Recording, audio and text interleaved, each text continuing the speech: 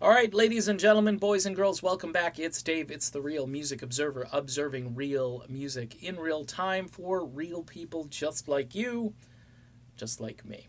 Okay, so we kind of understand that there's a gag order in place when it comes to the Fleetwood Mac situation, and I think it's a twofold type deal. In other words, you heard that John McVie, the way he answered and said, look, I can't talk to you. They told me I can't talk to you. Well, who's they?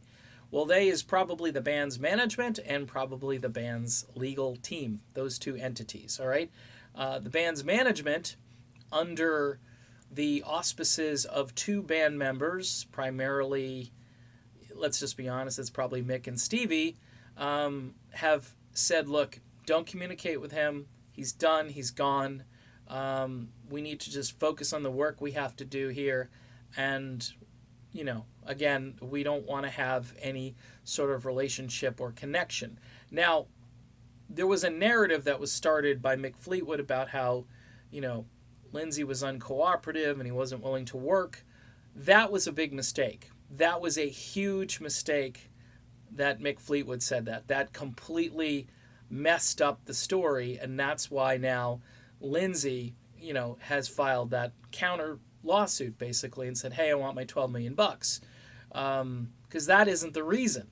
He gave a false reason as to why Lindsey isn't currently in the group, and that was a huge mistake by Mick Fleetwood. I don't think he realizes yet the ramifications of putting out the false narrative and then having that narrative get destroyed.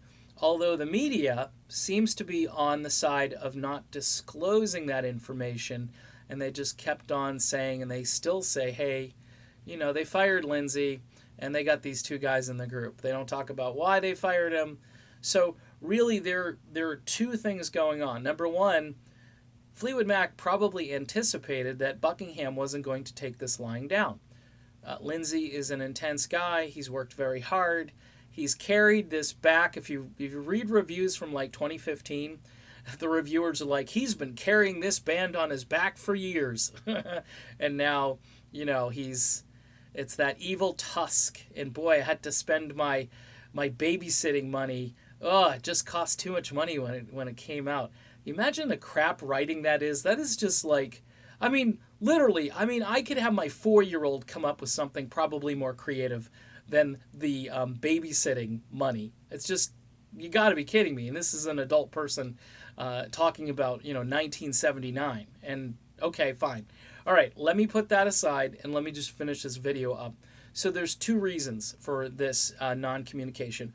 One, it's because management doesn't want any communication whatsoever, because that will lead to more conversations about what happened and why it happened. And as soon as that information gets out, we all know why it happened and who made the call, and why they made the call. But if it's established that it's such a petty and unreasonable reason to get rid of Lindsey Buckingham, he wins.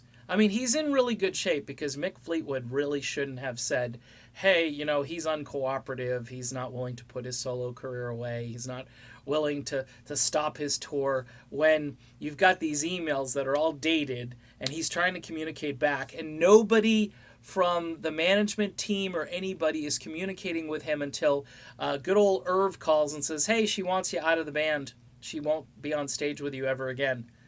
And that's the end? That's not the end. Trust me, this isn't going to be the end of Lindsey Buckingham. He's only getting started, both as a solo artist. Right now, he's kind of gaining some new ground, some fresh energy even, and he will prevail, I think, when this is all over, because these guys just played their hand too hard with the story, and they're working too hard to pretend he doesn't exist, which is another really stupid thing to do, because you've already split the fan base and now you're just basically lying to yourselves. All right, done. Be back soon. See you then.